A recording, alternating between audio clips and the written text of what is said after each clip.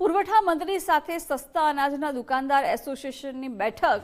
દુકાનદારોનું મહત્તમ કમિશન વધારીને 30,000 કરવા રજૂઆત કરાઈ છે. અનાજ માટેનું કમિશન 1.5થી વધારીને 3 રૂપિયા કરવાની રજૂઆત કરાઈ છે. લોગિન એક્સેસ પરિવારજનોમાંથી એકને આપવા પણ રજૂઆત કરાઈ. મંત્રીએ બજેટ સત્ર પહેલા માંગ સ્વીકારાશે તેવું આશ્વાસન આપ્યું છે.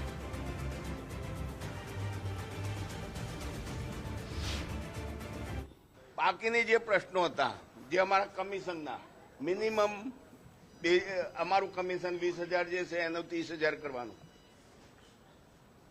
આજે અમારી મહત્વની બે માગણીઓ. ત્રીજું હતું કે ભાઈ અમારા કુટુંબના એક વ્યક્તિનું કેવાયસી લઈને લોગિન કરવાનો અધિકાર આપો. ચોથું અમારું જીવતા વારસાઈનું. આ બાબતે રમણભાઈ સાથે અમારા પુરવઠા મિનિસ્ટર કેબિનેટ સાથે ચર્ચા થઈ.